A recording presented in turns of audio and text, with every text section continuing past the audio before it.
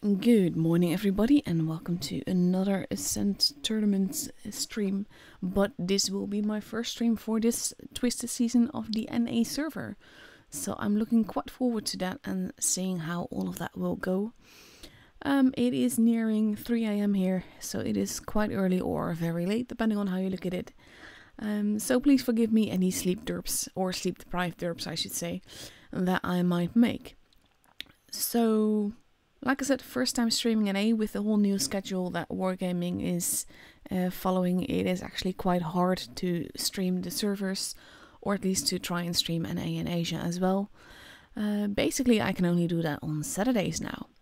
And I will see if I can arrange some time off to make things work around the finals, because NA deserves that attention just as much as anyone else. So I really want to just make it work and stream that as well. So I'm going to take away the preview now. This is what we see when we look at the clans that are registered for the tournament tonight. Funny thing is that you see Premo, that is speed. Then you have Scammo, that is not speed. You have Rain, and then you have also Rain. And it's just like, there's totally no one from the same clan. They're just wearing different clan tags, so they can't be from the same clan, possibly. So that is what we will be seeing tonight. We will be following Pramo, and they have their first match in actually like 40 minutes. So I will be showing you some replays before then. But we start on Fort Despair, and maybe then a tiebreak on Faust, which should be good fun. So I'm looking forward to seeing them play. It's been a while since I watched NA. I think that was last the Top Echelon series in spring season. And I always kind of lose a little bit of touch in between. But it is great fun to see them again. Primo is one of my preferred clans of streaming, and that has everything to do with they are very consistent. They have so far managed to go to every offline. And even though the team composition always changes, they kind of never let down, do they? So I'm looking forward to seeing them in action and seeing them bring it home today, hopefully. Because that's the only thing, that if the one that I'm streaming gets knocked out, I get knocked out as streamer as well. Because I'm attached to a team, and that has everything to do with this being an Ascent tournament, so they can't really attach me to stages, they have to attach me to a clan. So we're gonna see how that will go. But like I said, they're always very consistent. They always bring it, so I'm not too worried. So we have like half an hour left. I'm just waiting for YouTube to catch up with me so that I can start the stream there and then focus on the actual streaming. So then I will be showing you some replays that I have collected over time. And hopefully have something fun for you to show. Or at least to see. Because I always collect like some replays beforehand. Because it's nice to just show some replays. Because you really don't want to see me play PC. That's something I don't want to do to anyone. But I do have some epic replays. Some that I will have already shown on other server streams. But some replays are so OP they deserve to be replayed again. And I'd rather show you some really kick-ass game than anything else. In the meantime, here comes YouTube. I'm waiting for them to just catch on. I had some technical issues earlier today when I wanted to stream Asia. But luckily they started half an hour late as well. So in the end I got it fixed before I missed any gameplay. So that was quite lovely. Otherwise I would have probably stressed out quite a bit. Come on, YouTube. Because there's always, you have this button and you set preview. And then it still wants like 20 seconds before you can actually start the stream. Which is quite useless. I understand, but at the same time it is quite useless. So now I just have to wait for YouTube to catch up so that I can pause the stream as well. Because I always have the stream. Well, I wouldn't say I have the stream running in the background because I don't. But I do have the chat on so that I can respond to questions and all of that. And just basically keep an eye on things a little bit. So here we go. That is all running. I am ready to go. So let me just grab some replays then.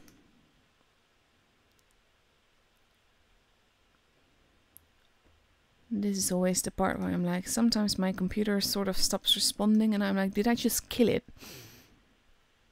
Because this is a laptop and it is quite fine with everything that it does. But sometimes it's a little bit slow to react and that can be a little bit scary. Let's go for that. Sorry. But the first replay that I have for you is in a tank that is kind of underappreciated, in my opinion. The K91. But it's a tank that's actually quite lovely. And I quite enjoy it. Of course, this isn't me driving it. This is one of my clanmates. Fusilier. I always call him Fufu. For obvious reasons.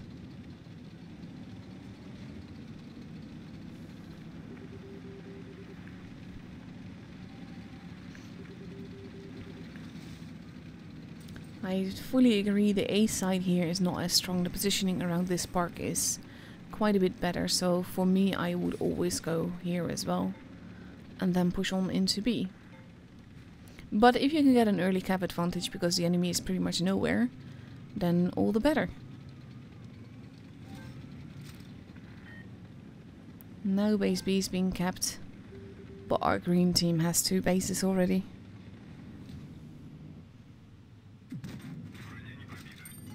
Bit of a bounce there.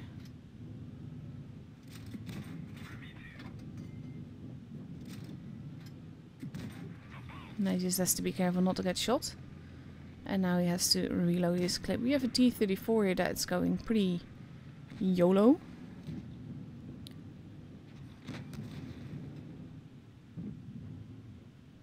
This is like, why not drive a little bit forward to get that better shot? Why not shoot the cheeks? Because it's much more dependent to shoot that.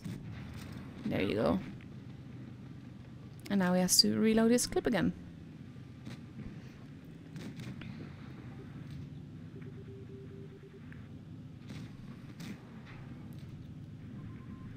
So it is a little bit, I wouldn't say boring. We just have to wait a little bit before we actually get tournament matches. But hopefully I will be entertaining enough with this replay and the other replays that I have.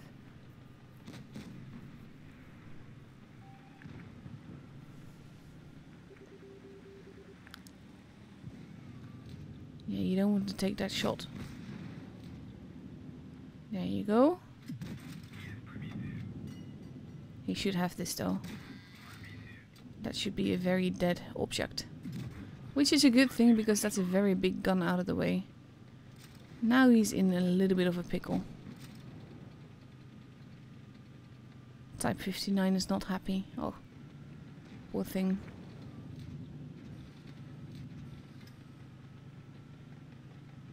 Where did the waffle go?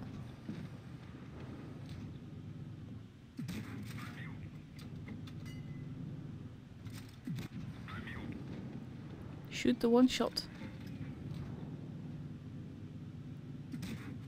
And then, oof, that was derp. He does get that one though. There's the waffle. And he's still reloading, so he has to be careful. And he has to make sure that his shots count. Not sure how that panned over there. That is a good one.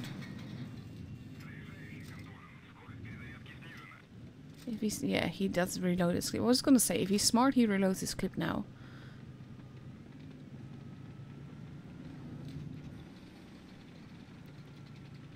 He's not necessarily in a bad position, but he's not in a great position either. And the VK is coming as well.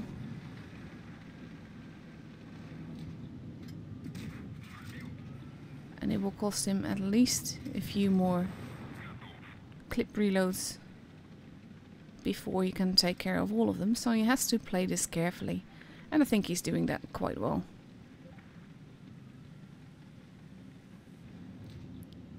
VK now turning. He can clip this guy. I love that the A50 has just gone to cap a base.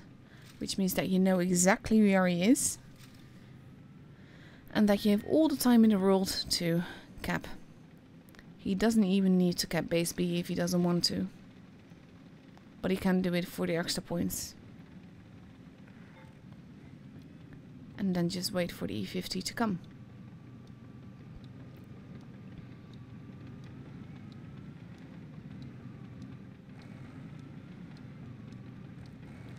There we go.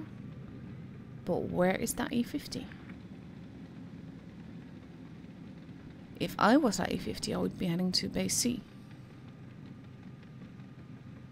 And when I had this much health, I wouldn't even play carefully. I would just go, there he is.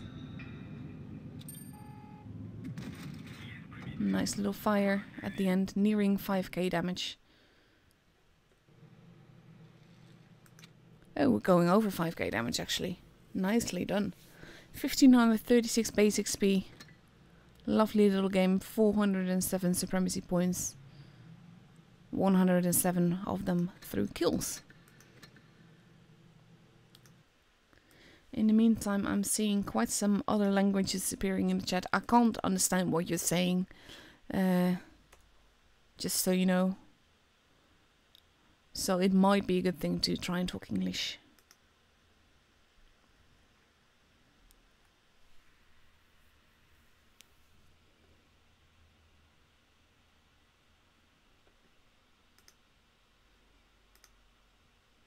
Just so you know, also, I'm not wargaming. I don't work for wargaming. Because I see someone that is saying that he's coming to complain. And that is a little bit useless.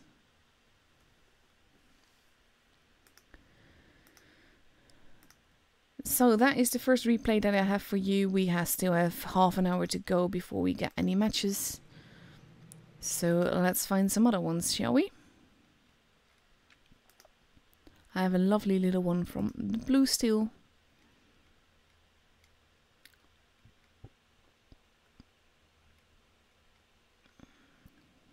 We talked a bit after, so now I'm trying to find it.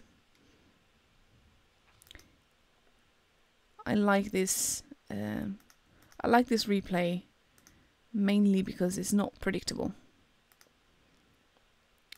Let's see. Here we go.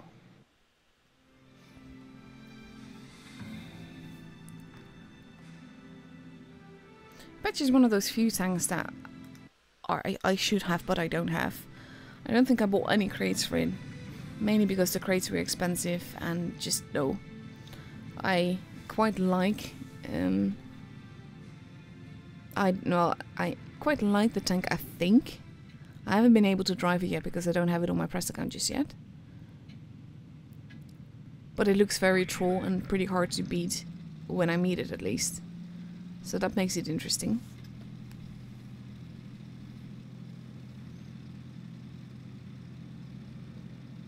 I love, by the way, that Dwarf is responding to people in their language so that it's easier for them to understand.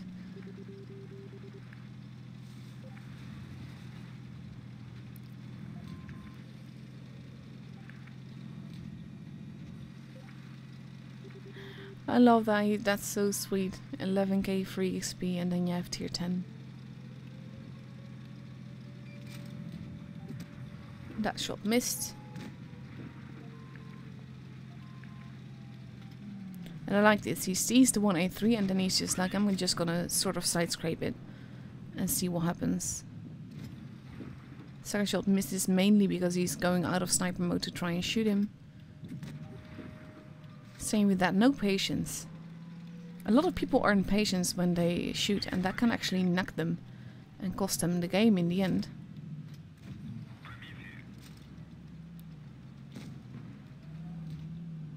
E100. Losing quite a bit of health already, so now he's going to focus on blue steel.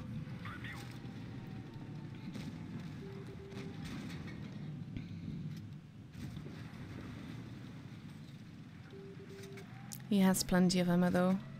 But now the base is already at 70 points. And that makes for a very tricky game, because the game could be over very fast. But of course you would know that if I show you this replay, that is not how it goes. Because it will hardly, like, show you a replay if it ended in a base capture this fast. And there we go, proper resetting of the base. General you saw has almost no HP left. No patience in shooting means a missed shot. So you're gonna ram a bat shot instead. And then HE him to the butt.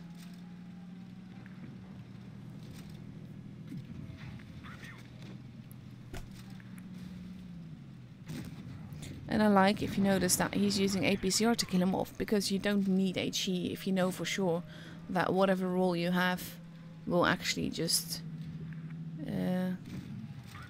pen, as long as it pens. And then you don't know for sure what's gonna happen when you have a HE shot loaded. So a kill shot is always better to do with Premo even, or just regular ammo, but not with HE. Again, too hastily fired. A little bit more patience would have sufficed here. Sufficed? I don't know. But now he's alone versus 5. This is actually very helpful from the object.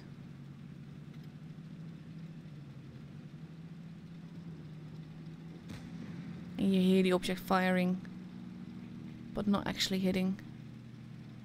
You see the DS coming, and that takes a whopping lot of health.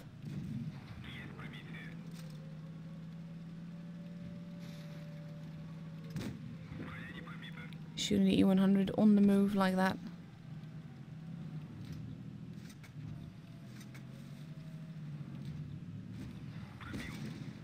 Luckily the object missed, but he's in definitely a bit of a pickle here. E100 arriving. That bounce though. At this point every bounce is so frustrating, because you really need every shot to pen and to do damage. E100 almost gone. There he goes. And now the DS is coming. And this is where what I mean with that patience would be good. Because if he had been a little bit more patient shooting here, he doesn't need to even take more chances. He just needs to be more patient in shooting. IS-4 coming. But where did the 704 go? Turret of the E100 lying in the way.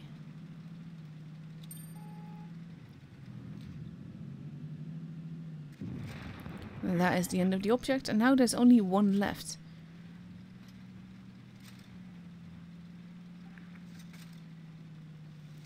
He just needs to work it. And knowing he's a one-shot, that can be very, very difficult. Meanwhile, don't mind the badger. No manners. Which I think is just sad.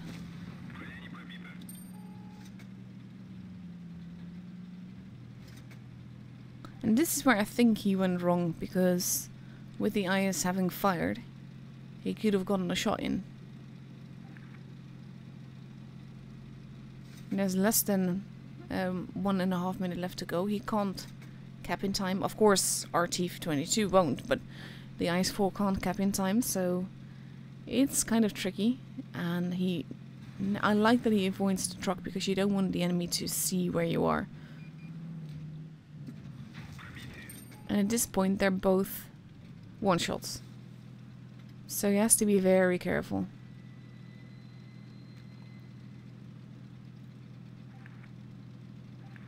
I like that's just that advice, don't die.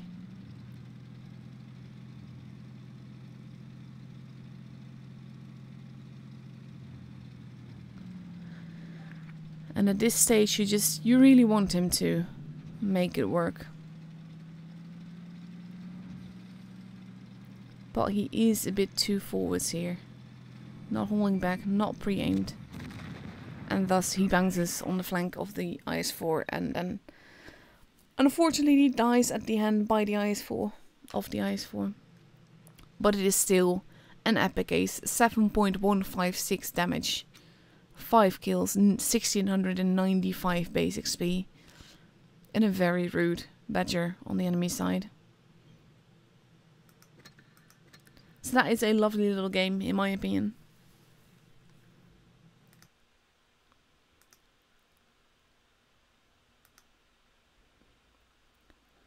So let's see what else I have for you. I still have about 20 minutes of entertaining, so that's at least 2 replays. Let's see what I have in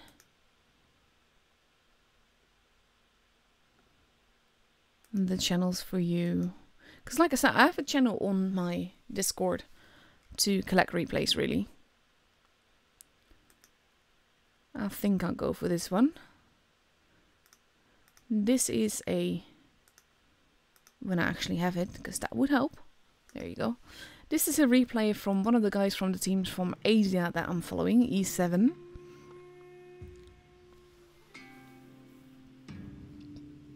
His 183 has a very unpronounceable name. Vicha Dungdov something. I like this camo, it looks nice. I do like the legendary camo on the D62A though. That looks so nice. But this looks good as well.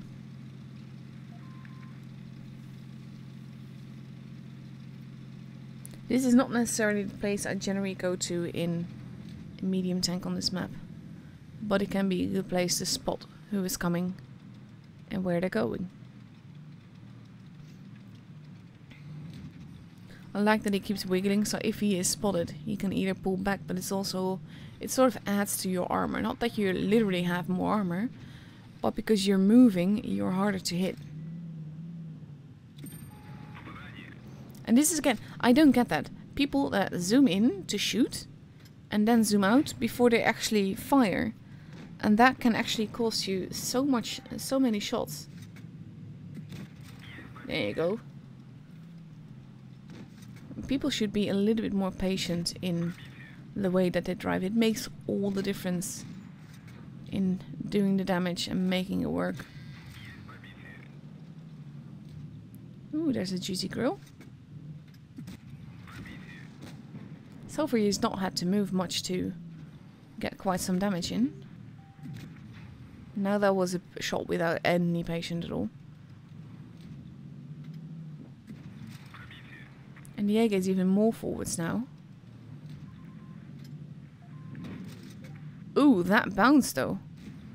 That is a very lucky T62A. Especially now that the Jaeger is going to be out of the way. You just have to be careful about the grill, who's also there, but is not even looking your way, which is like perfect. This is how you want a grill to be served. Grilled, ready for barbecue.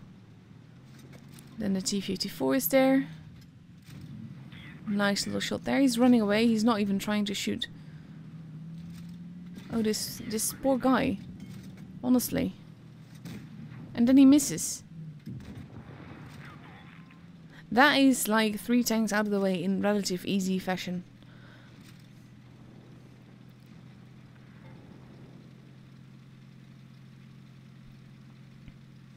And he's going for the SU, I think. Ooh. Another tank. Now he's going for the SU. SU has turned towards him though, so he does take damage now. Thing is that with the tanks coming towards him, he would be better off trying to get behind the SU. Nice little high roll. He can activate the adrenaline. SU is stuck in sniper mode. You can see by the way that he fires. That is not how you sniper mode. He will take another shot, but we are at 5k damage now. 5.6 even. That is a big hit. And right now he is starting to slowly turn into a one-shot for people. So he has to be careful. He can play with the corpse, because corpses are very good cover.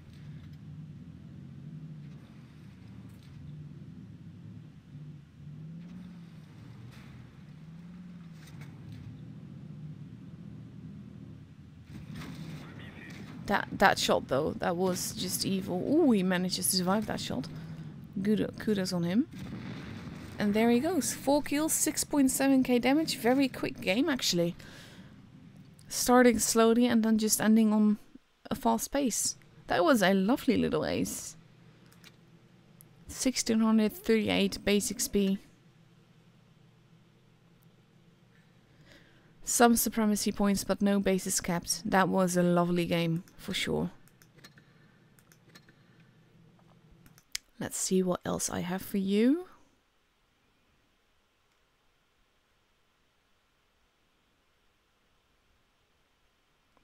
Oh, this could be interesting. This is a game in a tank that I really love. It's one of those tanks that I wanted since it came into the game. But I'm a very lazy grinder, so when a tank enters the game, it can still take me very many months before I actually have the tank, even though I really want it. And the Batchet is a good example of that. It took me a long time. I only got it like in the beginning of this year. And we've had it for quite a while. But it is such a lovely tank. So much fun.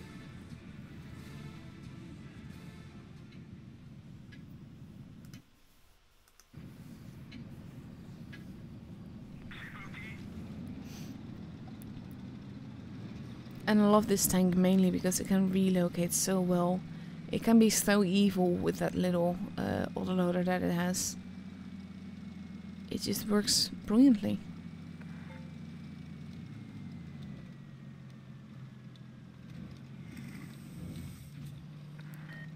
So now we just wait to see if we get a target. There you go, base has been kept. And he's off to relocate.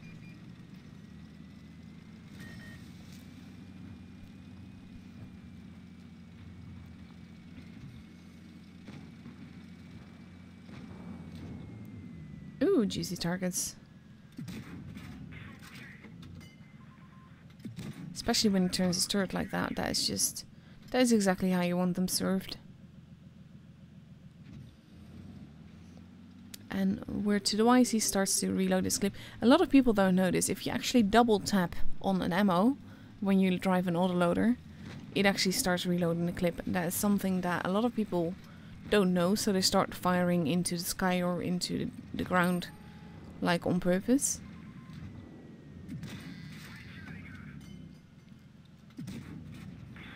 And another one. Nice. Because you saw him moving, so you know that he's reloading. And that means that you have all the time in the world to actually just reload and your shells and shoot. This is actually nice as well. He's just like, I'm here, please shoot me.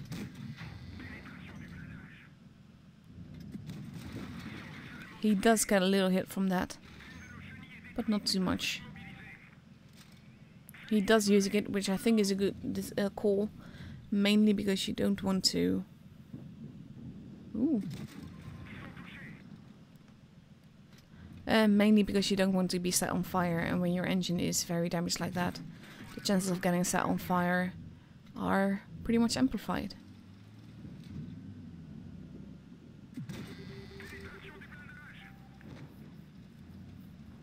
I really miss the reloading button, because a lot of people don't pay attention to that, and they think that you're not helping them on purpose, which is just so not the case. But and that is the end. Ooh, that was tricky.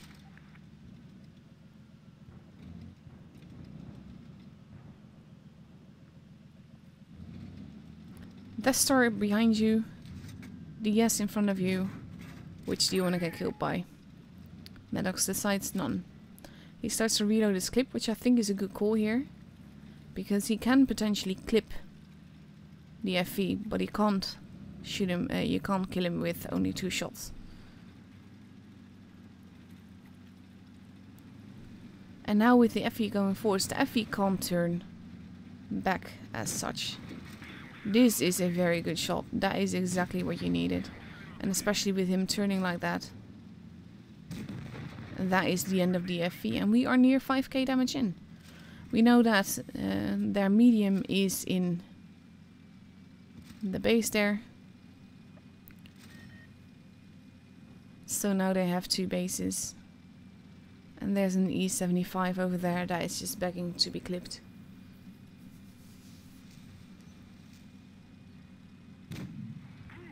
First shot is tracking shot, not aimed, driving. Second shot does do damage, and then he's off to a clip reload because he's out of APCR. And he's just leaving the E75 knowing that he would die. And going off to hunt their T62A.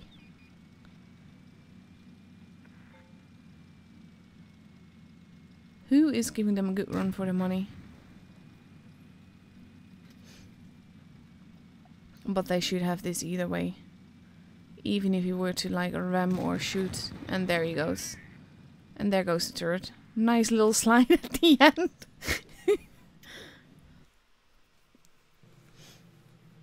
Lovely little ace. 1615 base XP, well done. 591 supremacy points definitely helps with these kind of things. It's one of the reasons I love playing supremacy. Because you get extra XP from just capping bases, and if you cap a base early, it can rank up quite a bit.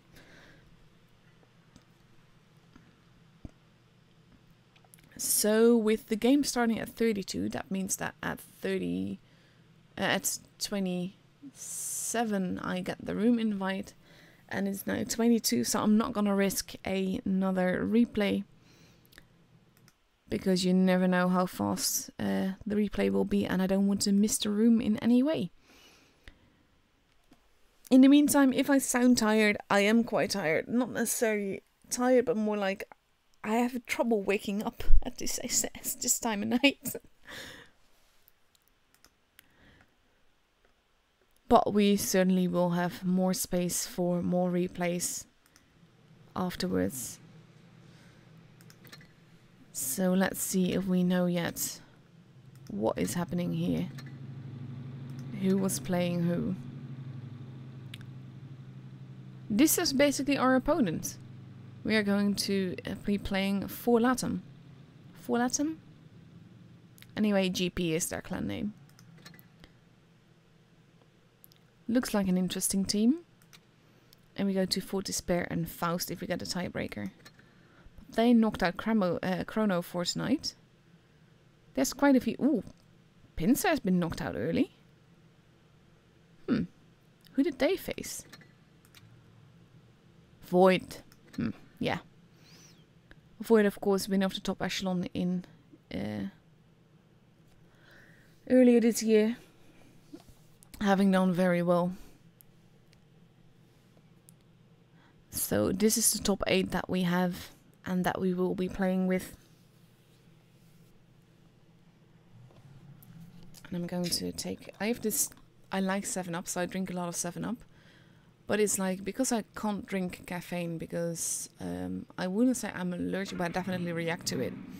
And basically, soda just functions as my caffeine.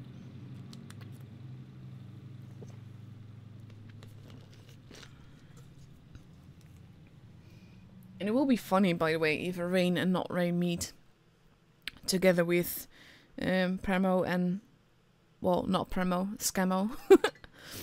Let's see who are there. They're up against Rain. That will be a tough cookie to crack.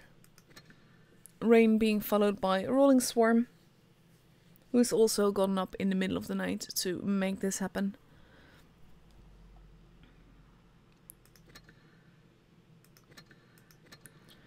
So in about 2.5 minutes thereabouts, 3 minutes thereabouts, I don't know, we will get a room invite. So in the meantime, we can just admire my evil little Kenny, the completely broken tank, the officially broken tank, and that will never be sold again because of it. And Wargaming has promised in writing like 4 times now that it will not get nerfed, which just makes it all the more evil and all the more unlikely to ever be sold again. Because it was supposed to have a 9-second clip reload, but because of a mistake, there's a 3-second clip reload. And when they discovered that, it was like in the store for a few hours. And then they pulled it out of the store, but it had been sold by then.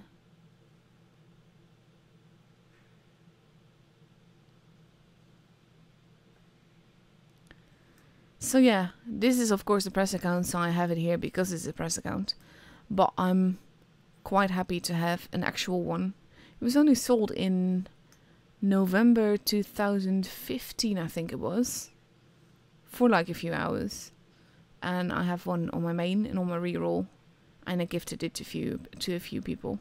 So I'm actually responsible for quite a few candies in the game, which is quite evil. But it was only €5 at the time.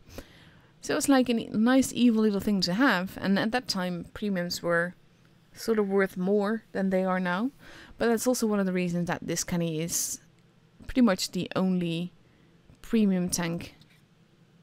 Yeah, at tier 3.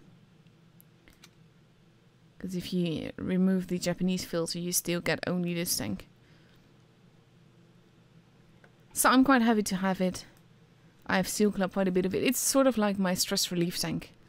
When I have a very bad run and I just want to end on a win, I drive the Kenny. Because I have like, what is it? Over 1k battles in it now at least. Maybe 1100. And like an 80% win rate. Which goes to show that it can be very good stress relief. Because if you don't win in a Kenny, you really can't play that day. So, room invite should be up momentarily. And then we get to see Pramo play. I'm looking forward to that. I love tournament gameplay. It's just, it's exciting and it's different because unlike just showing replays or unlike just playing myself, it's just the fact that you are streaming a team that can go anywhere with anything that they want on any map that they want and make it work because of the whole team play and the team communication. That just makes all the difference and I love that. So we are going to Fort Despair first, so let me call up that map. Fort Despair looks something like this. You have 3 bases. Base A, which is completely in the open and begging people to shoot you. Base B, that is a little bit more secluded in the buildings, but there's lots of lines of fire that are in that come into it. And you have base C, more to the lower right, which is a lot more protected, but there are still lines of fire. No base is really easy to cap, and it very much depends on where your enemy is, on whether or not you succeed to get it. Personally, I prefer to hang around the base B side, see what happens, but that's, like I said, that's in a random battle. And this, of course, is team play, so they can make any side of the battle work. Because if you know that the enemy is focusing heavily on the C side, you can ignore that and just grab A and B instead. But you can do the same thing if they focus heavily on the A side, even though pretty much no one will do that. But they can also focus on the B side, which means you get C for free, so to speak.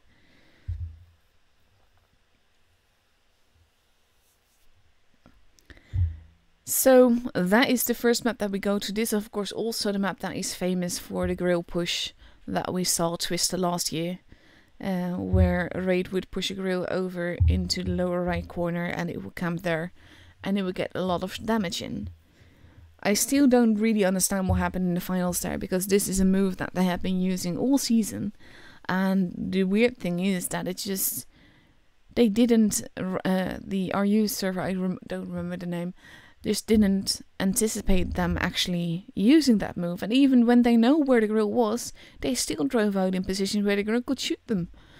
Messi in the grill definitely carried it home there. I don't think you can get away with it now though, because there's quite a few positions that you can use where the grill can't shoot you, and you just have to be careful crossing over. But yeah, I'll never understand that.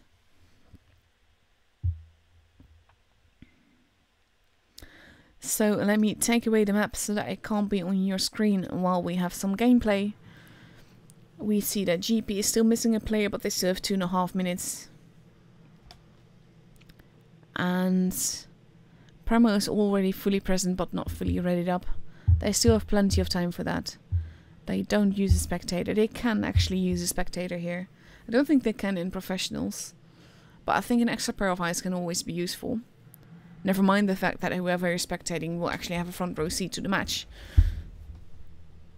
But when they spectate, they will have like only their side to watch. But we see Pramo now having completely readied up for Fort Despair with an E3, a Foch, a 215B, an IS-7, a T-22 medium, another 215B and a Chieftain MK6. Chieftain I always find a peculiar choice, and that has mainly to do with the fact that it's a great tank, but it's a great tank in randoms. I wouldn't necessarily say it's a great tournament tank, but it can work in a lot of situations, and I have seen it carry so hard in tournament battles before. So I'm looking forward to seeing what they do with it. GP now also readied up with 3 IS-4s, 2 mice, a Foch and a 113. So that is a lot of armor with a bit of extra firepower and not even that much mobility. I think their 113 is the most mobile tank. But it's kind of the same on the other side, but they have the T-22, which is troll and relative fast. It's a slow medium, but it's still a medium. The thing is though that you see that Pramo is using sort of the new meta, which is combining Foch and 215Bs with the T-22 medium and just some filler tanks. Because those are the meta tanks that we have right now, because of the consumables of the 215B, the completely broken autoloader gun on the Foch, and of course the T-22 medium, which is a very strong tank. And though Wargaming keeps saying that it's not OP. Okay, I agree, it's not OP in randoms. I do think it's OP in tournament battles, because then you have people with a brain in it that know exactly how to angle and all of that, which makes it a very difficult tank to destroy. But we've now entered the countdown. We are ready to go. We are ready to see this first match on Fort Despair.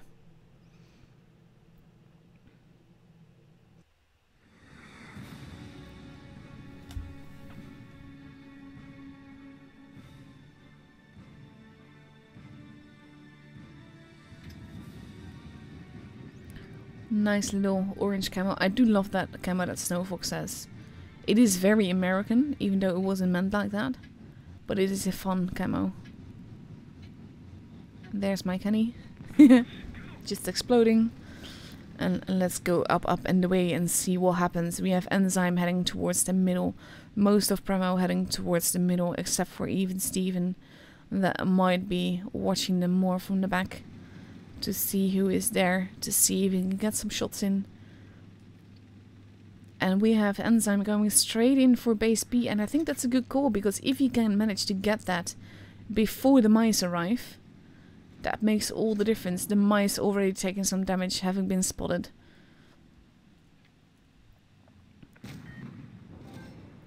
And now even Steven is getting some damage too. He kinda has to get out of there, and he has to get out of there fast. Look at the onslaught of tanks arriving behind him.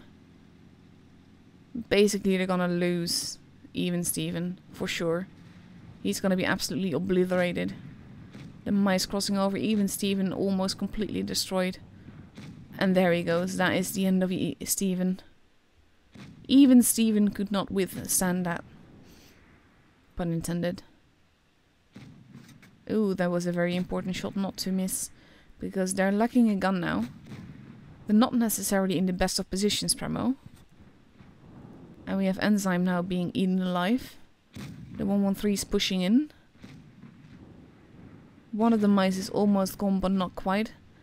10 are now losing HP in the E3. There goes Einir. They kinda have to make this work together. Friday holding back. Cora being very forwards. There goes Enzyme. There goes the Foch.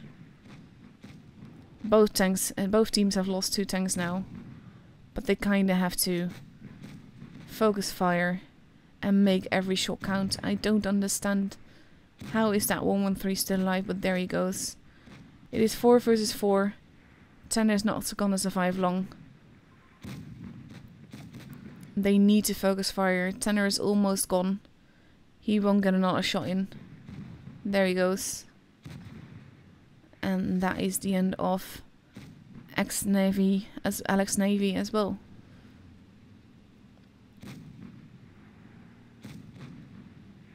Ooh, Snowfox almost gone.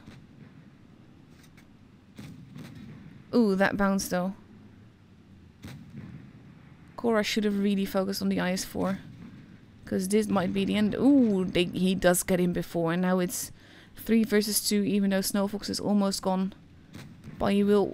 Okay, he does get another shot in, but it bounces. Killer Anonymous. Now shooting the Chieftain instead. Double kill. There's a nice turret lying next to the mouse there. But now it's one IS-4 versus an IS-4 and a Chieftain MK6.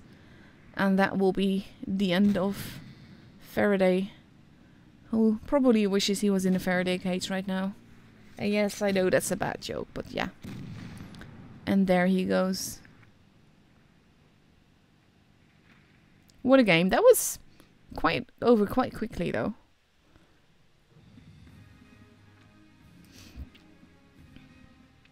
Look at the damage though. Both Tantan and Cora. This is actually what I mean with the Chieftain MK6. I wouldn't expect people to actually drive that in tournaments. But look at the damage that it did. And I think that's mainly because people were ignoring him. And then he can deal a lot of damage. Very nicely done. So that is the first battle over. And in a minute and a half we start the second one.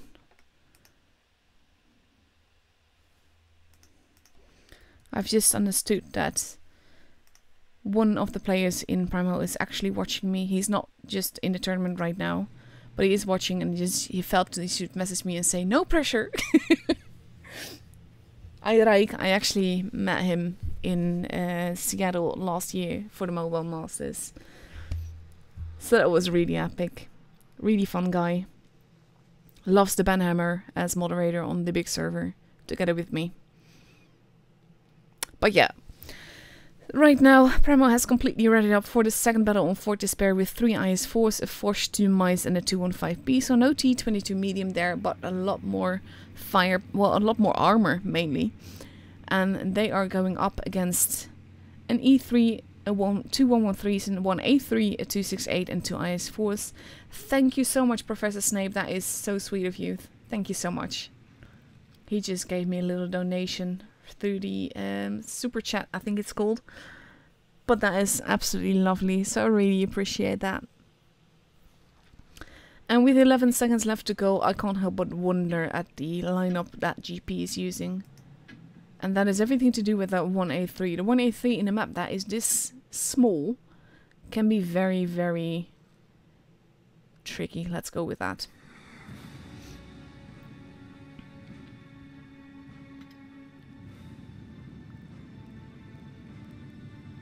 Ooh, look at the mouse cam. That actually looks very fancy. I like that. I still need to dress up my mouse prettily. But I can't really decide what camo I want, so I've been mainly using none. Or at least just random ones. So let's go up and away. We have Primo now focusing on A and B again. And we see that GP is mainly doing the same thing with a little bit of C in the form of their IS-4. Tenor going up to the spot that I love the most on this map, where you can be very troll and still be pretty protected because of the wall. 1A3 standing at the back. And now they know where he is, because he's also been spotted. And he immediately starts paying for it. So he relocates. Tantan losing a little bit of HP. Base B almost being capped already. Which means that Primo will have an advantage. The 113s are pushing in. But they're not pushing in all that effectively. There's camper fire. They kind of have to be careful. Tantan has to be careful not to peek out too far so that the 268 can hit him.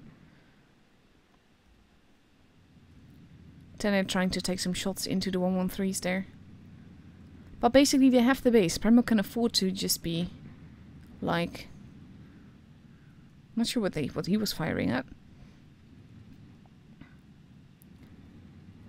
Ooh, tenor. That was a 1A3 shot. And he does shoot one back, but he's almost gone. He's a one shot for several tanks now. And we have Ghost and 1010 moving in.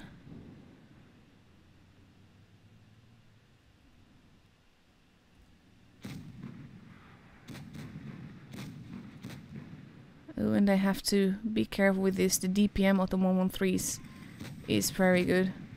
And you want to get that gun out of the way. But now they're getting hit from the other side as well, which is definitely helpful. Ooh, that bounce though. That was a very... Okay, he does have some nice troll armor here. There goes one. The other won't be far behind. There he goes. And GP has lost 2 guns so far. In the meantime, we see that the mice are pushing in.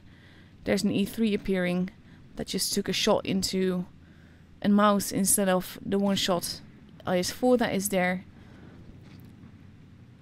We have Snow Fox basically just pushing in. Ioneer losing some HP, so does the FV. 1A3 still at the back, wanting to get shots, but not really getting them. There goes Tanner, finally. He survived way longer than I thought he would. And there goes Tanton as well. And now they're in a bit of a mess, because it will be very difficult for them to angle towards this many angles. Ioneer losing a lot of HP as well.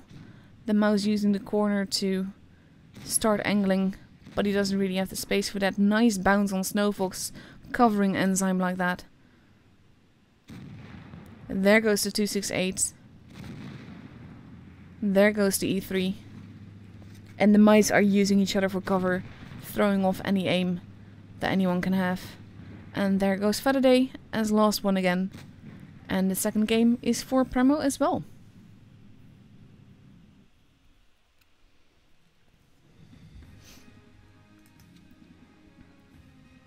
Lovely little game. Well held, especially by Tanner. He got Death Star twice and he still survived quite long. So that was cool. Let's see what is happening on the scoreboard so far. We don't know yet. Rain, how are you doing? They beat Scammo, so Scammo is out for the night. Void, what are you doing? Let's see. It would help if it loaded. They are still fighting, also Rain. Then we have Von. They are going up against Straight. Let's see, when is our next match? Dwarf actually just said it really well. Ignore the chieftain at your own peril. That is exactly what it was about. I mean, it's a relatively juicy target, but he stayed behind the other heavies quite well. And that just really worked out in his favor, and he could use the DPM that I love about that thing so well. So we have about 20 minutes left, which means that I have about 15 minutes of replays left to play for you. We'll check things in the meantime. But let's have a look-see. I just got accused of making Eirik more infamous, but the thing is that he is infamous. Let's see. I want to show off this game. It is my own game. So prepare for a lot of sniper moding. It does make some people dizzy, but it works for me. It is a game that I had while tuning the other day. And actually I really love it.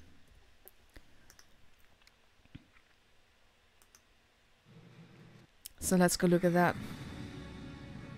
I'm actually using the snowman as an avatar, and that's everything to do with I want it to be winter again. I'm so done with the heat.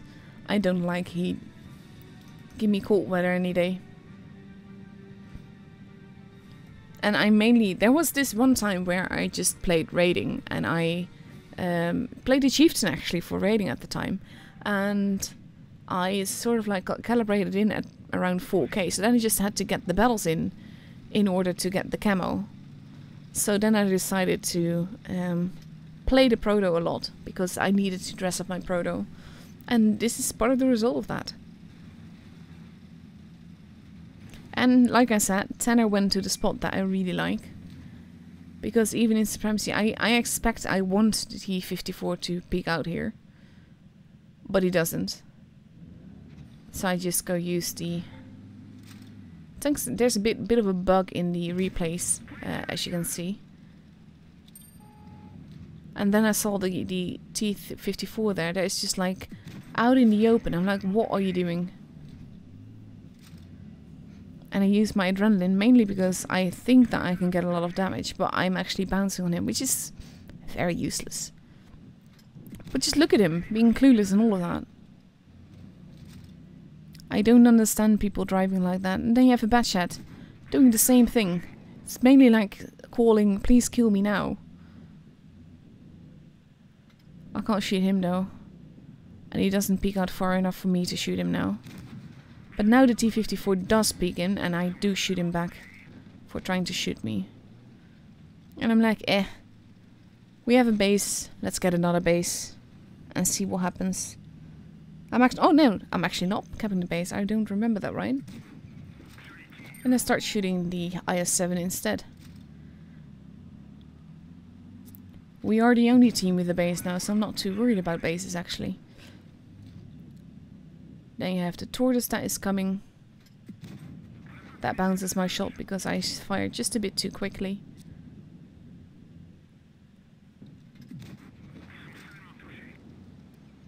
So now I just have to play it a little bit carefully. There he goes. That is one tortoise out of the way. Waffle was literally waiting for me there.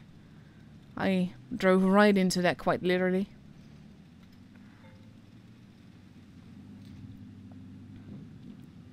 And this is also, when you have the freedom to be here, it's actually a very lovely place because you can make it work, but you have to be careful because there are tanks at the back there that really want me as well.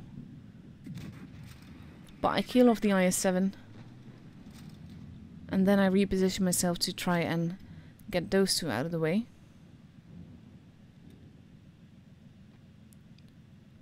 But they're not actually stupid enough to poke out. So I decide that I need to relocate and see if I can shoot them from elsewhere. I do have quite a bit of health left, but I don't have massive amounts left. Batchat AP just got taken out. I only do some track damage there, that was very useless.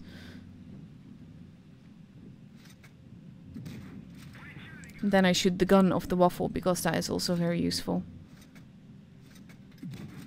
And I switched to Premo to make sure that I actually pen, because you saw it was a little bit red.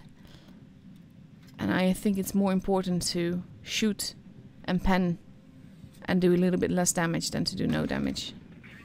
Now he's being very naughty. But I can finally kill off the Waffle. And I think he's a two-shot for me, so I want to be careful. Because I have to make sure that I shoot him more than he shoots me. And if he were to, like, damage me now, he's actually being very naughty there. Trying to use the cover very nicely, but it doesn't work. And Nuno kills off the last guy. And that is the end of that battle. A nice little ace there. I knew that with the damage that I had been doing that it would be high, but I wasn't sure if it was an ace or not. But 1527 base XP isn't all that bad. And I think it's mainly the spotting damage that carried me over here. But I love this tank. I love this tank so much. It's one of the tanks that I'm so happy that I have. Ooh, what did I get here for offer? That's not actually 14 days for 350. That's not too bad. But it is a press account, so I'm not gonna buy anything on this, because that would be quite useless. I mean, I already have 343 days of premium time left, mainly because as a press account it is loaded with gold and I just bought a year when I got it. At least when the other year expired. So, let's see, we are at 49. And at 4 past I actually can show you one more replay. Let's have a look, see what do I want to show you. I haven't showed this on this server yet, so I hope you haven't seen it. I'm going to show you the OP-ness of the Force 155.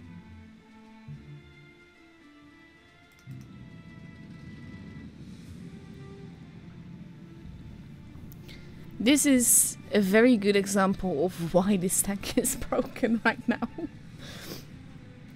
And for those that have watched my EU and Asia stream, you will have seen this, but this deserves to be shown on every server. And it's the least likely that people that have seen it will also be watching this stream, so yeah. Because of the time difference and all of that. And he's just like, I want that spot. I don't want you to take that spot. So he just keeps on driving straight and just letting the T-62A drive into the rock. He's not a fan of that blackjack. He's an idiot, but then spelled very peculiar.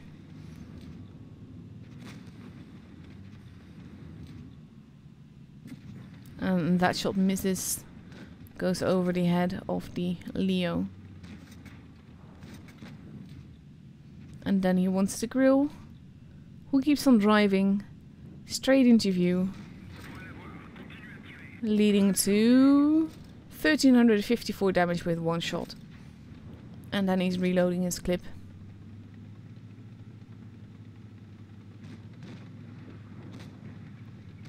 This tank, seriously, I want this tank really badly. This is where it becomes even worse.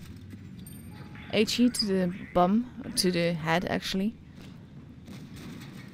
So he does over 1k damage with a little bit of fire. And then just the rest of the clip finishes the tank off. He killed an FV 405 with one clip. Of course there's a little bit of fire involved, but that goes to show how evil this tank is.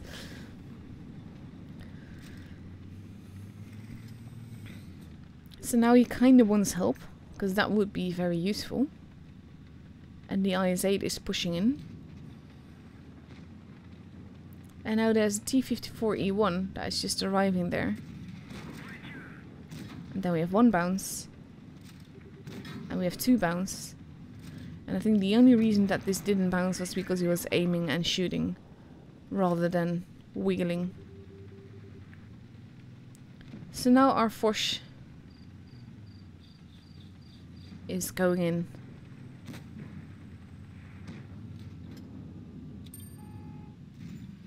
Nice big shot into the M103 there. I like how he's being aware of his angles, but he does always sniper mode to get a shot. Or at least almost always, and I think that's a very good call. Nice little bounce. And now it is 2 versus 4. And that definitely helps. Full health ammo rack on the IS-8. Oof. So he decides to reload his clip right now, because you don't know exactly where they are. Now he does, and now the T-54E1 is barely a one shot. It's a bump into me and I'm dead shot. And at this point the Foch is going after, knowing that the mouse will be going after the T-54E1. And that means that's basically a shot of 3 damage. Big hit there, even though it was barely aimed and not even in sniper mode. Nice little bounce. That's also what happens when you're driving backwards in the mouse trying to shoot. It sort of like works against you. And the Foch is just like, yeah, nope, let's not be here. Whereas T-54E1 is starting to cap the base. Which, with his health, I do understand, because it kind of puts the pressure onto the mouse. And now the Foch is just like waiting. He can outrun the mouse so easily. There we go. And now he starts reloading the clip again. And I understand that, because assuming he pens both shots, he can now clip the mouse. Look at the damage, by the way, where we are at. We are at 8,524 damage. That is epic in any tank. And we're not done yet. That's even, well, better or worse, depending on how you look at it. T-54E1 is still alive somehow. But there goes the mouse, and we are at 9k 643 damage in one battle. It's just, oh my god. It's ridiculously strong right now. Just look at that. This is the damage done with 13 shells. He even got a steel wall for his bounces. Because it's a troll tank with a very massive gun right now. I would absolutely love to have it on my main account, but mainly the issue with that is the fact that I'm only at tier 6 and I'm actually saving my free XP for the spaghetti when it comes. So yeah, I'm not spending it on the Fosh. Also the free XP is regarding my main account, not what I have here. This won't really get me anywhere. So we just have to wait a few more minutes before we get the room invite. Now taking a little bit of a drink. Trying to wake myself up with some soda.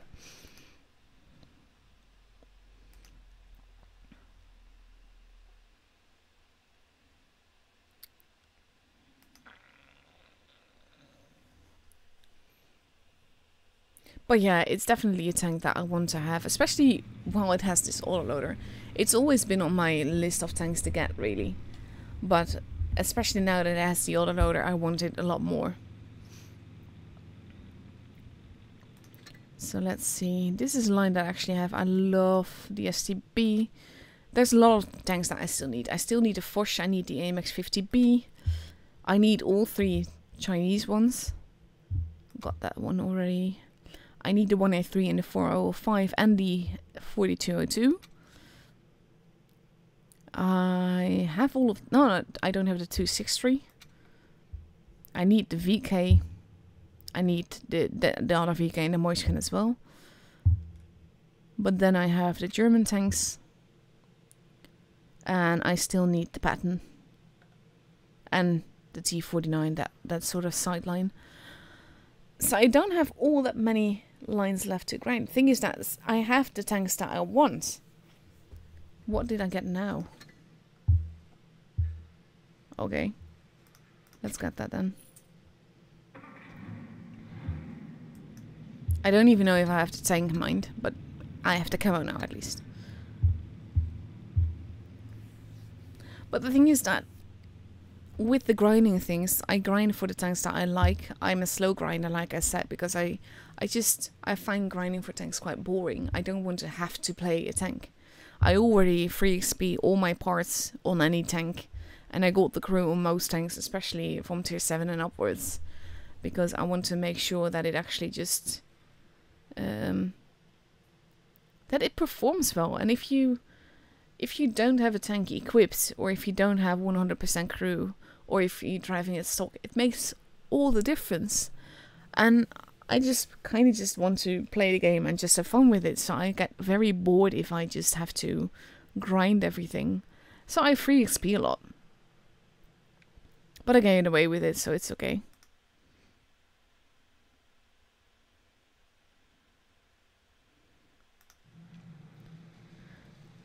I just got asked on my Discord what the difference is between Twisted Season replays and replays. The difference is that Twisted Season replays I will show during Twisted Season, whereas the replays is just where you want to show off your replays if you want. I also have an epic loss or draws channel, and that's mainly for the things that I use for sub replays, because I always use the biggest losses and draws. There we go, the room invite. Ooh, we are up against straight. And Brian is actually following them instead of Rain. He was supposed to be following Rain. Which is also why he has to say the clan tag. And it's actually really sweet because Promo offered me a place for my press account in their clan as well. But the thing is that press accounts aren't really allowed to be in clans. And on the EU server, I'm only allowed to have my press account in one specific clan. So it can actually get banned for being in a clan. So I need to verify with Wargaming first whether or not I'm allowed to. But yeah, Prema is already completely present. And Now we just have to wait. We are going to Normandy. I love Normandy. Normandy is a fun map, mainly because of the fact it's not yet predictable. And that's one of the things that I like about the new maps. Faust is the same thing. Faust is such a weird map. Sorry. Faust is such a weird map that it's not predictable. And I really love that. So yeah, we have base A that is closer to the beach, base B that is in the middle, and C and D closest to their respective spawns. For me, what I do really depends on where I start, because if you start in spawn 3 and you want to go to C, it will take you that much longer than when you start in spawn A or 2, 1 or 2. So I just generally decide to go depending on where I spawn. And if I spawn in base 3, I generally always go towards base A and see what happens. Same with 1 and 2 going towards base C. I never go to B because B is on a little bit of a hill thing. It's on a ridge, which makes it very easy to get shots into from a lot of sides. So with all the camper places that this map has, I kind of like avoiding that. So that is basically what we do, what I would do on this map. There are so many camper spaces near the spawn tree. You see the little bunkers.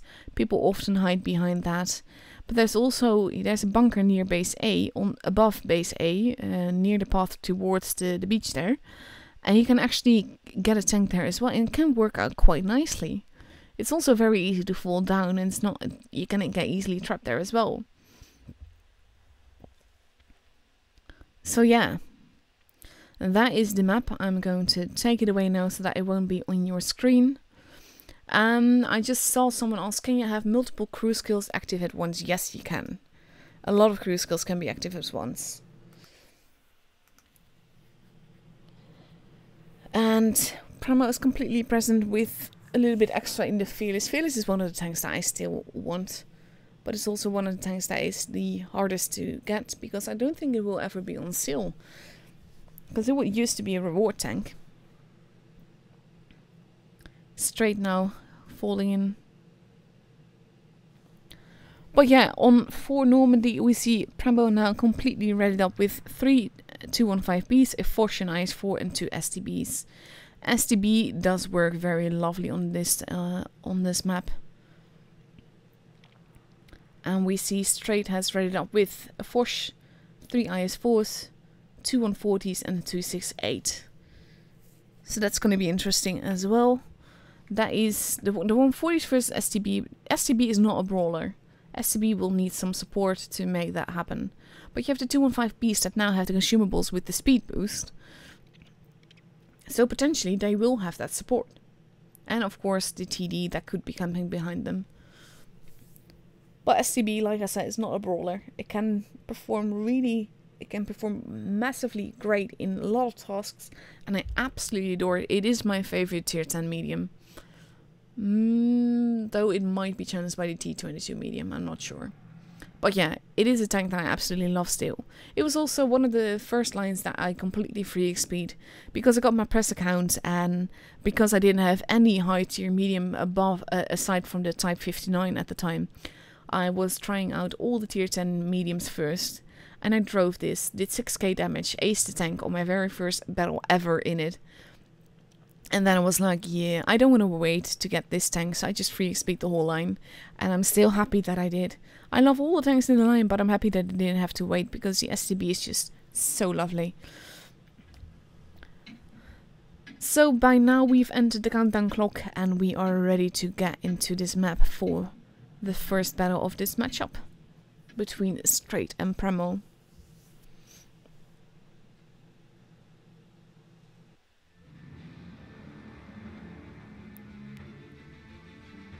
Still a lot of eyes for Gluttony here and there, despite sort of the new meta. The new meta is the 215B, the Forge, and the T22 medium mine. That camo looks so hot on the STB. That's the only one thing that I dislike about the STB. I don't like the legendary camo that it has. It doesn't look all that pretty. So we have the 215Bs with their speed boost heading towards base C to cap it. This is exactly what I mean. They can get anywhere very fast, and if they cap together, Pramo will have a point advantage. They are capping it together. But so is the other side. No idea why someone went out. Ooh, look at what Cora is doing, actually. Let's see what he's doing. He's actually just... He was decapping the base and he got away with it too. And now they have... Ooh. The 140 is being punished. We have Toadmark here. We see Iconic at the back getting damage as well. Eli is taking damage. Look at this crossfire. I did not expect so much action so quickly, but look at this crossfire. Look how well Premo has positioned this, and ooh, Ghost just got absolutely punished. And he's like, yeah, let me just pull back here now. Tantan now taking, the FVs kind of need to push. They take out the 268 very fast. Ghost in trouble. He's going to die, there he goes. And now we have Tantan too strong, that is paying massively for this as well. And the crossfire that went so well might not work as intended. We have a Foch that is going to kill off an Object 140. Oh, he actually got some help there. But he still has some shots left. And it is now 5 versus 2, and this is definitely Premo's game.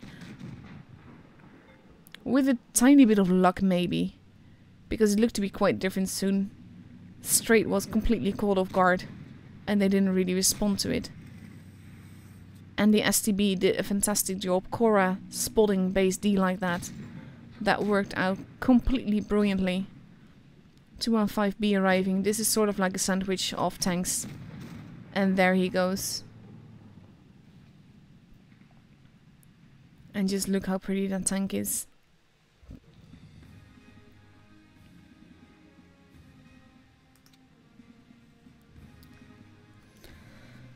What a fast game that was. Let's actually look at that. 2 minutes and 11 seconds for one game. That is very quick. Oh my god.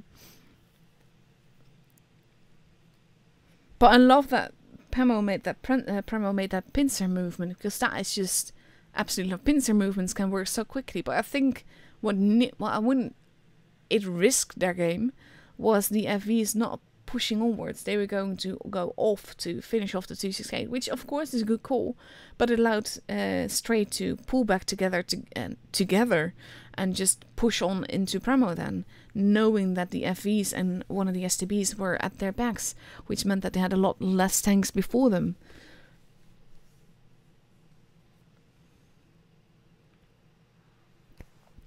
So with less than a minute left to go, Premo has now readied up with 2 215Bs, 2 Foches, an IS-4 and a T20 medium. Hello, new meta. This is basically it. You get these tanks and then you get some filler tanks. And in this case the filler tank will be the IS-4. And now they changed around, so they have more T22 mediums to use if they want to. And we see Straight that has readied up with an STB, an IS-4, a 113, the Batchat, 2 215Bs and an E5. That's an interesting choice, I haven't seen that much. It will get the speed boost consumable as well, and one T22 medium has been changed into an STB. I think that's a good call, mainly because of the gun depression. T22 medium can work a lot less positions than the STB can on a map like this. So let's see what happens. Here we go for the second match on Normandy.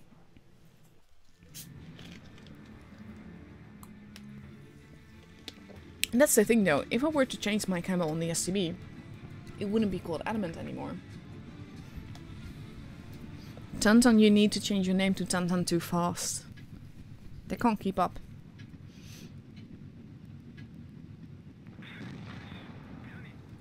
And here we go, let's see what happens. And we see the FVs, every one of Premo pushing together towards middle and towards base D. Snowfall staying a bit more to the back. And we see Straight going into the opposite direction. STB has been spotted. Straight has been spotted with what they're doing. But they need to be careful. There's no camper there. Premo basically has free reign. And they are all going through base A. We see the first shots happening. Ghost getting away with it. Some HE being lost, but not too much. Ooh, Ghost, you need to not be there.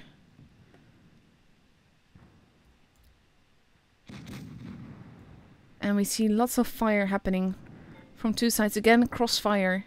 This is something that Primo is doing very well. But now part of Straight is turning back to deal with Tantan and Tanner.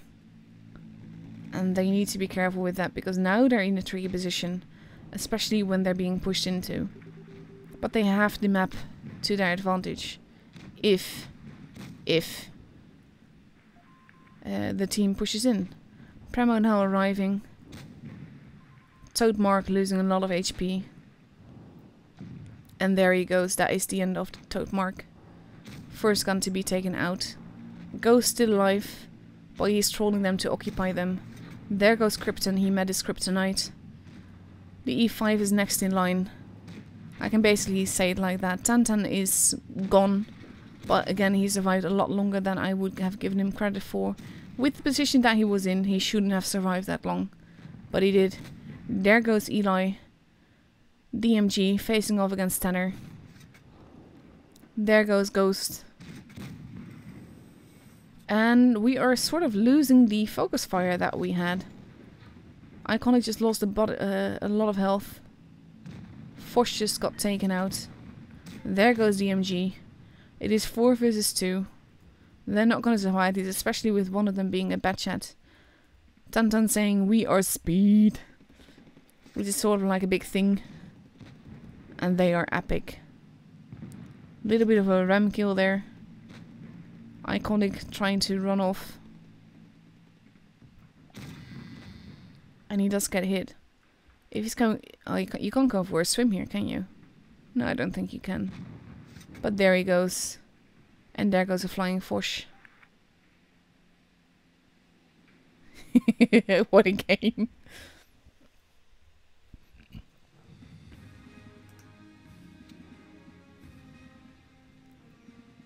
Again, that was a pretty quick game. Less than 3 minutes, that is a quick game. And that is the end of that matchup. So let's see, who do we have left now? We have... Well, that was over fast for them as well. Rain and Primo and Straight. Oh, they're still fighting each other. Rain is fighting Rain?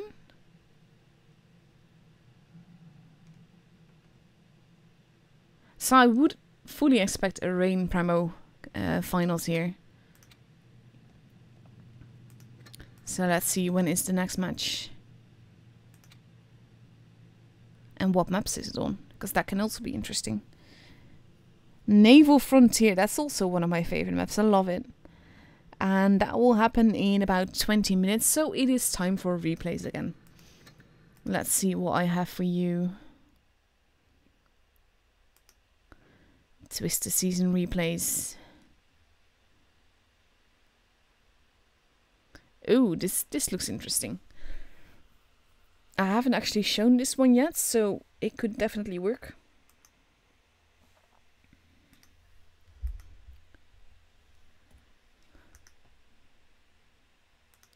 Let's have a look-see. This tank has been buffed recently, and I haven't really tried it since, but apparently since it has been buffed, it is a great tank. And because I free XP'd the line, I didn't really grind it, so I haven't really played it much. I do like it though. I did like it before the buff as well. But it's just, it's not a standard medium. You have to drive it differently than you would normal mediums. But it's the same for the whole SCB lines, because they're not brawlers. Typical medium for me would be the Object 140 or the T62A. So that anything that is different works differently as well. But yeah, it's not a brawler tank at all.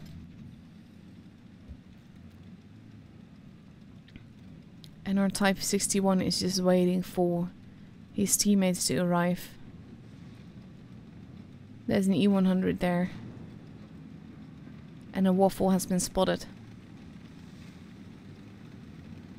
IS-8 decides to want to go for the waffle as well.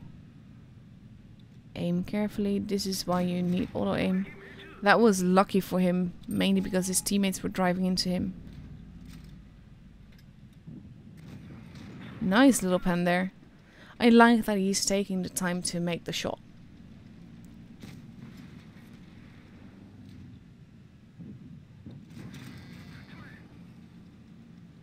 IS-8 arriving at the back. Nice little bounce.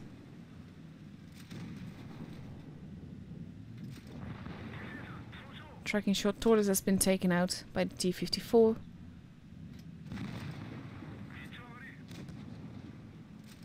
And now, do you want to deal with the T-54 behind you or the E-100 in front of you?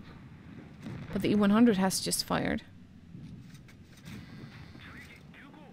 Thing is that he has to be careful because he doesn't have that many teammates left.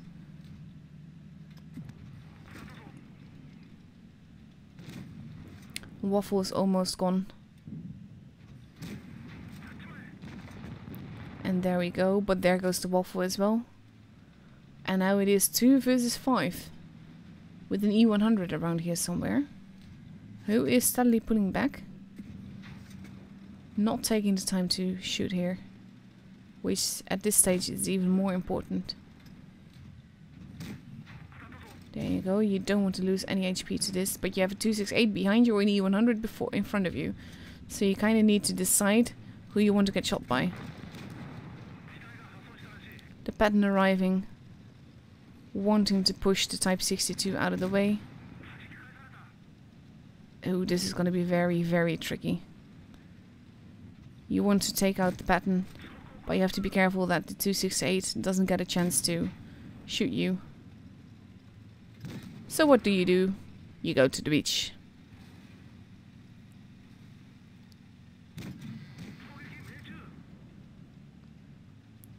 Now he just has to be careful not to get into the 268's way. Because that could potentially be very, very deadly. And I think the Type 61 here is very lucky that he had a rock.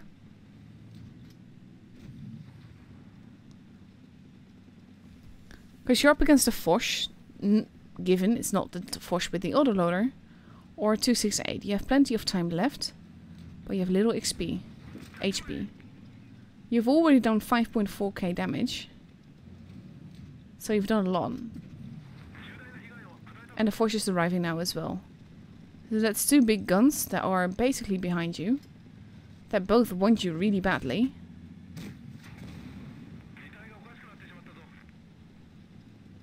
And you've just been very lucky to survive that encounter.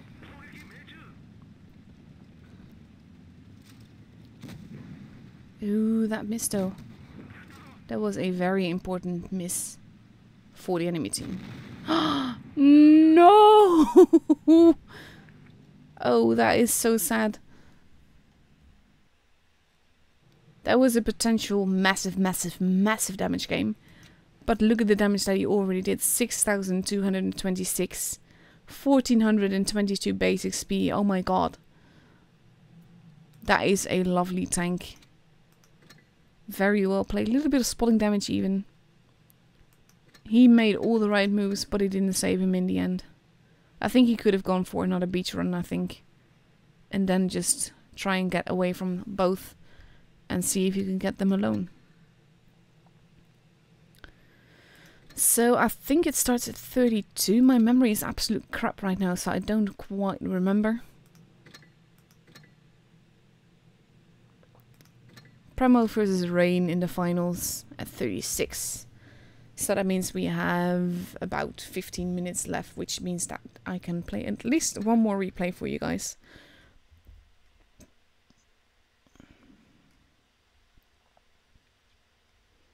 Let's see what I have for you. I got quite a few replays entered. Let's go for this one.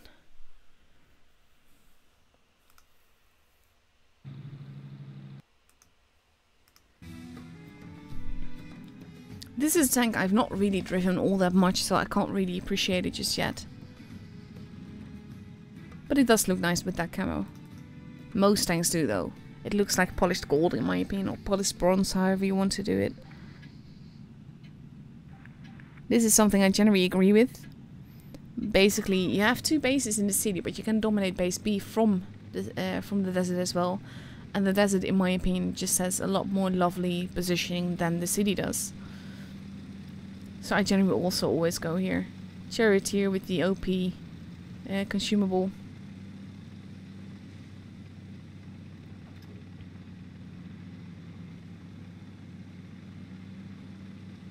Let's see what he does with it. No base is being kept just... Okay, I spoke too soon. Base is being kept right now. B not though. And our AMX goes into a position where I can overlook base B more.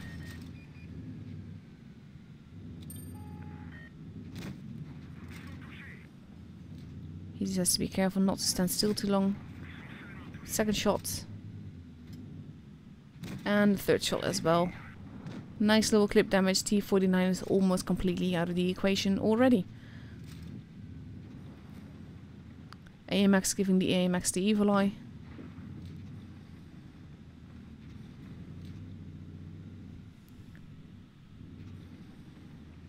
Take your time to aim though. Nice little high roll. Tiger P arriving. One more shell. And that one bounces. And now he's on the clip reload again. That's the one thing about autoloaders though.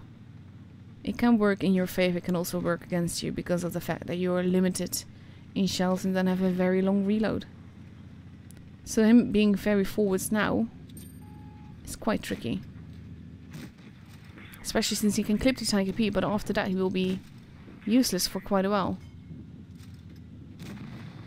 So that is the end of the Tiger P.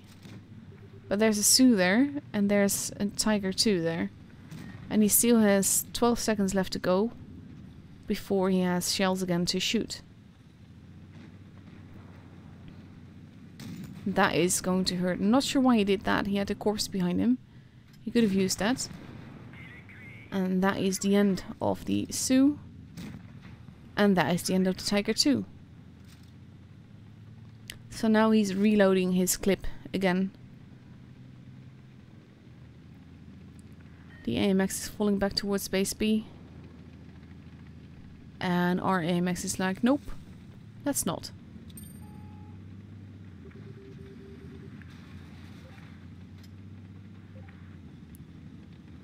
He kind of needs help, but he doesn't want to be the primary target, which is a good call. Being primary target is never a good thing. This is lovely. AMX is turning like that. Now we are 4k damage in. He does not have much life left. Ooh, now he definitely doesn't. But he's on another clip reload. Panther arriving. At this stage it is better to go back than to go into the claws of the AMX there. But it is taking him quite a bit of time to actually get there. And by that time the scent is already gone. G49 says help. 4.1k damage in. 4 kills already. If he pre-aims he should have this. Nice little flying turret. And we have 5 kills and a heck lot of damage. And that leads to another ace. Lovely little game this. 1369 base XP. That is definitely high. 180 stolen supremacy points only from the kills. Very well done.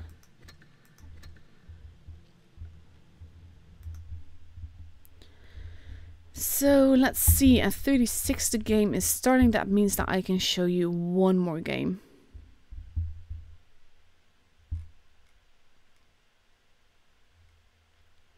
I'm going to show you this one, mainly because we just saw him lose a game and I like his playstyle, so I want to see more of it to see if he Keeps playing like this. Different name though. That name though.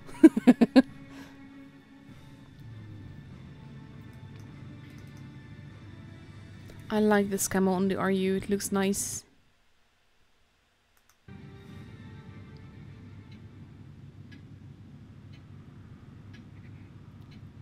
And after this we will have some more tournament gameplay for you guys. So that's gonna be epic. I like how it's pretty much bottom tier, but there's only one tier 9, so it's not really bottom tier as such. I remember the days where we had +2, -2 matchmaking. That made for such fun games.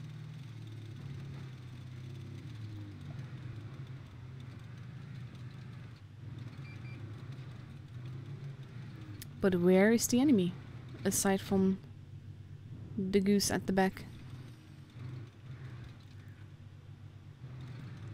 3 there, he kinda have to move now. 4.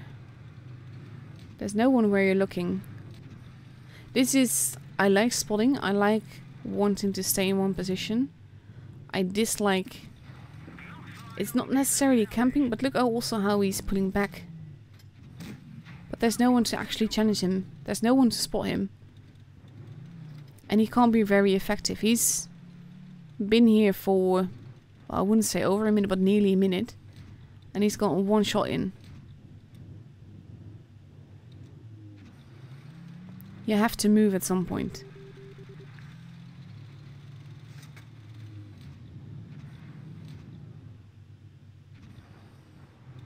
And he's playing very, very hesitantly. I get that, because you're an RU and you have no armor. But at the same time, with the DPM that you have, you should do more. And right now, you're not doing more. I very much disagree with this playstyle. He could have been much more effective being elsewhere.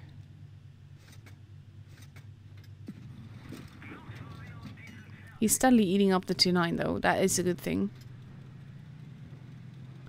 At this stage I would go for a different approach. I would have gone for a different line.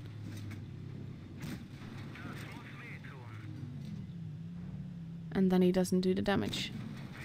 Nice little tracking shot. You don't want to get hit by that gun.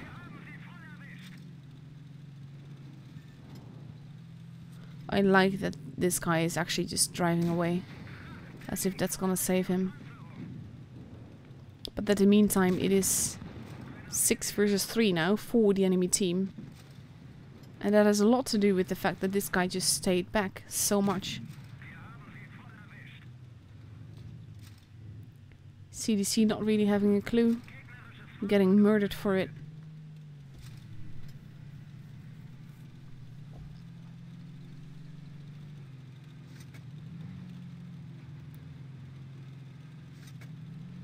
He's alone against 5, so that's gonna be definitely interesting to see what happens. He is full health, but his enemies have a lot of HP left as well.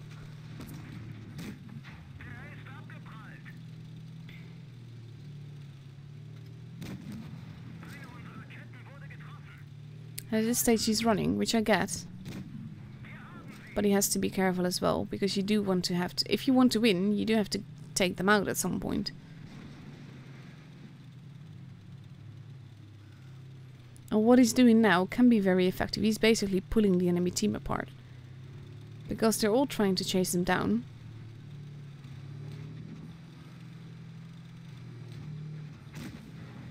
You could see that that could not pen.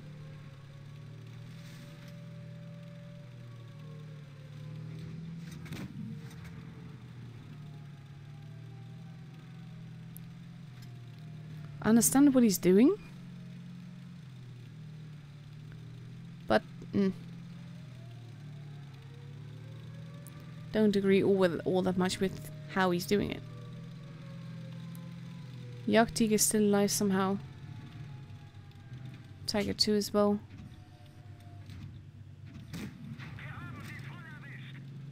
We are 3k damage in.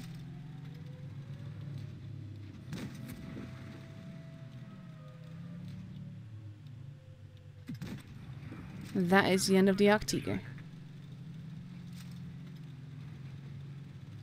Let's see what happens here.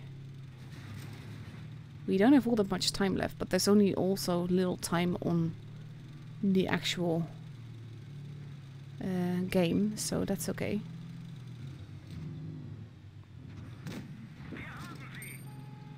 FCM, luckily missing.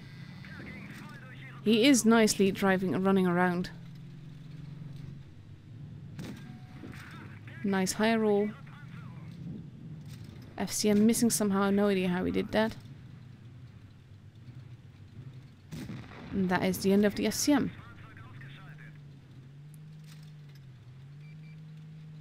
Do you want to face a VK? We just fired.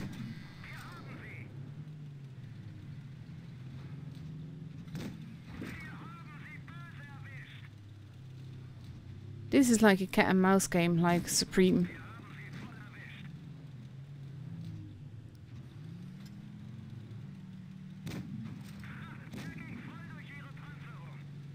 Have to give him credit for how he does this though. I mean, he is steadily dying. But look at how much he's been able to do. And not die. Not sure what he tried to do there.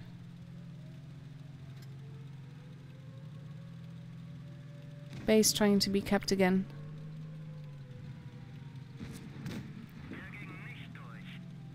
Goose tank attempting to cap.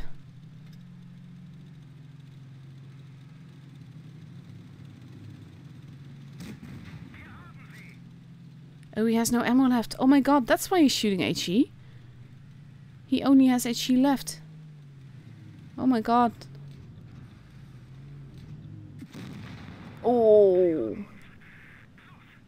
4 kills, 5k damage. Out of ammo, mainly. What a game that was. What a heartbreak that was. But oh my god. In the meantime, we have a room invite, so let's quickly go to that. But we still have 3.5 minutes left, so it's not too bad. And we get to see Rain versus Premo on Naval Frontier. So let me just grab that map. It looks like this. Base C is considered the heavy base. Actually, no, it's the other way around. Base C is considered the mat base. Base B in the middle and base A is considered a heavy base. For me, base A is pretty much the base to always go to. I'm a big fan of base A. And I like the positioning around it. I also find it easier to move from there onto other positions around the map, depending on how the battle develops. But again, this is team play, so everything works very differently than it would in normal random battles. But for me, I always go to base A and just see from there. I think the positioning around base A works better for me as well, but that is it. So let me take away the map so that you can have a nice look at the training room, making sure that it's not on the stream indeed. And we have a Rain that has completely read up with 3 Foshes. No, actually, 4 Foshes, what the hell? An IS-4 and 2 T-22 mediums. So the only one that we miss is the 215B for this to be a complete new meta lineup. And on the other side we see 2 Foshes, 3 IS-4s and 2 215Bs for Premo. I'm worried about the whole Fosh gluttony happening on the Rain side. Actually, it's not Rain, it's also Rain. That is considered like the second team. I think. I think Rain is their main team, isn't it? But they got knocked out. Let me just have a quick look there. Still have a little bit of time. What happened to Rain? Rain lost to also Rain. That is weird.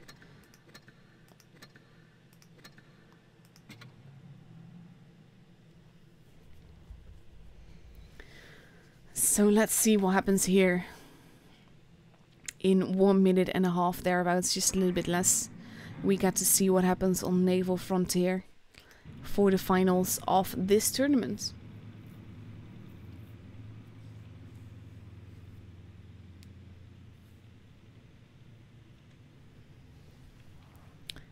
And now we just have 1 minute left to go. I'm wonder at those forces. Oh my lord.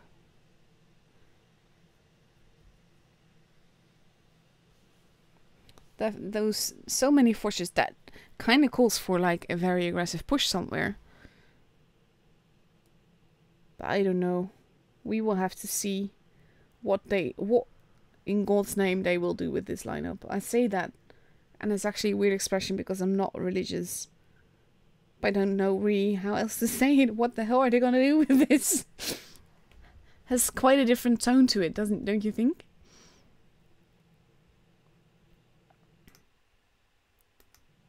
But oh my god. So many forces, 6 in total.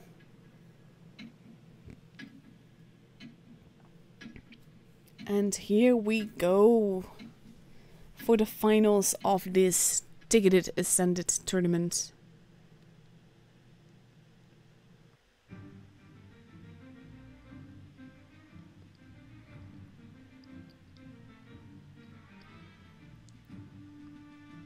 Those names though, can't be good, can't be yeeted.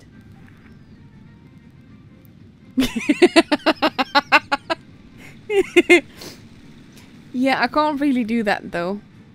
I can only like watch you.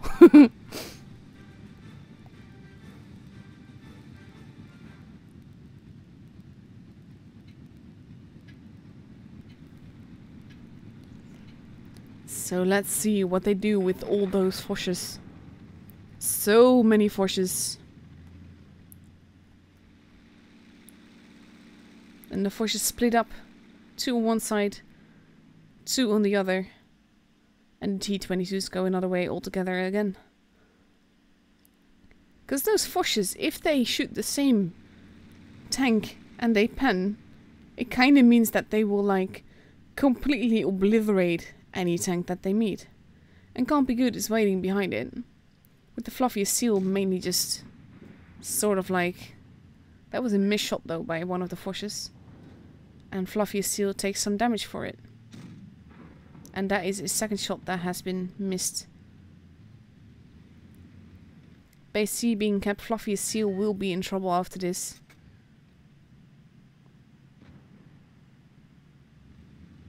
Tommy going ahead.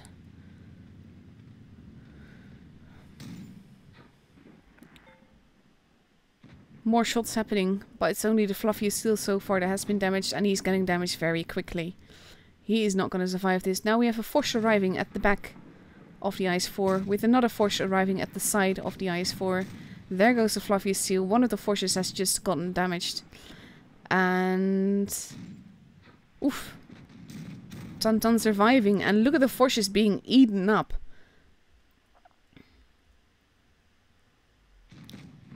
Basically, Tantan will die for this, and he knows it. But look at the amount of damage it took for them to get that tank out of the way. Those misses in the beginning were very vital. And Pramo is abusing that mistake completely. And there goes Can't Be Yeeted. And I think at this point, the other force is thinking, well, that can't be good. Haha, pun intended. And even though Pramo is losing steadily some HP, they're not losing nearly enough. And all those forces, with all their OP-ness and their OP gun, have led Mendo Sukai all on his own. And he's still alive, but there he goes. Korra finishes him off. And that is like the weirdest final battle that I've seen. The potential of those forces is definitely there. It doesn't really work like that though. And if you miss even one shot, it can work out very bad. I think mainly it's that poor IS-4, the fluffiest one, that was just in a bad position at the wrong position at the wrong time, and it didn't work out for them.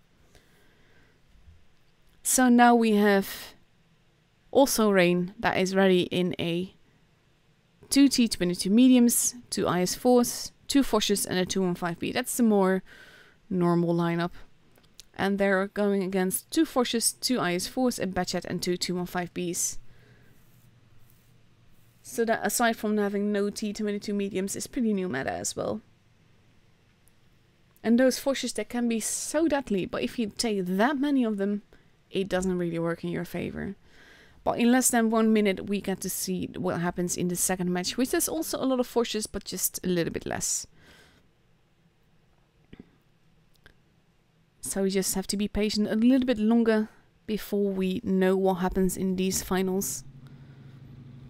And it is, at this point, I really love this kind of tournament play. It's funny, it's quirky, but at the same time, it's a little bit weird when you take that many forces and then you can't make it work. Because if they had been shooting the same target, if they had been penning their shots, it would have made all the difference, but they shot kind of without patience.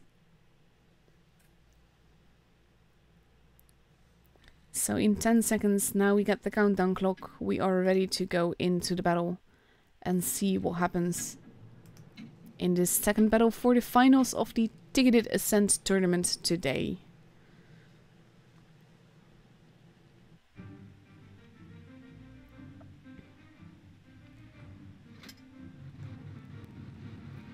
And I wonder if we're gonna see more tactical in gameplay now, or whether it was sort of like a YOLO what was going on.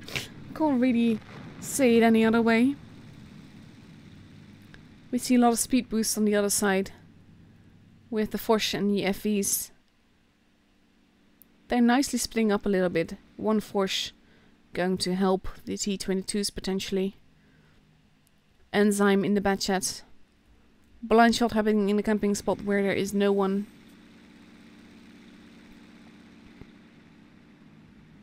But the T22 has been spotted, along with some of the other players. 10-10 now going into base C to cap it. And I wonder if he will get away with it or not. Mendosukai moving in to potentially avoid that capture. But there's a bunker there, and I think Tantan will cap it uncontested. Katsu relocating.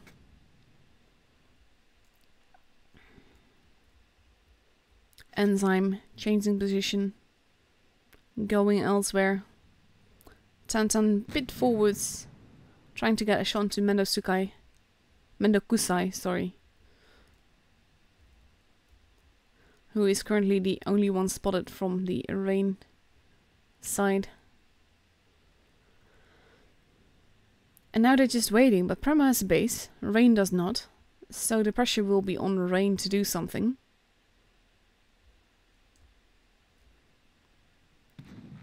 Tantan relocating. Katsu making a move. Korra moving in, potentially to go and cap base B. One Force having been spotted. Shots happening from the other side. Base A being capped now by Katsu. Really, no HP has been lost yet.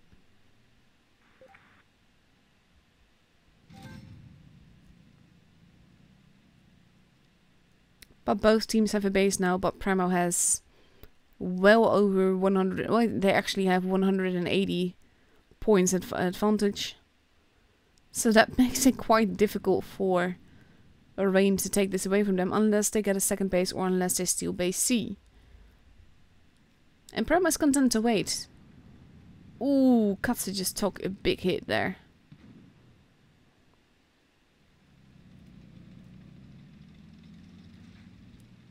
That must have hurt. That was the first HP being lost here.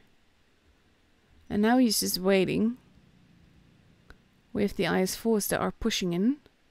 Now being spotted. The 215B. Also, I think they're going to take out Mendosukai. That is at least their intended target. But they have to be careful with those forces there. One Force arriving. Mendokusai trying to get out of there. But that will be very difficult for him. He will still lose quite a bit of HP there. And basically Rain is pushing into a crossfire. Force now being shot at. Korra losing a bit of HP. I'm going to take it to the other side to hopefully show you more of this. So that we can follow every side. One Force arriving. One shot left. That is the end of Mendokusai. And we are entering a full-out brawl stage. And there goes Grim. Rain caught in a corner. And now it's 7 versus 4. 7 versus 3. And those Foshes, when they work, they really work. And there goes it's 7 versus 2. 7 versus 6. They do get a kill. And they are speed. They are taking it home today.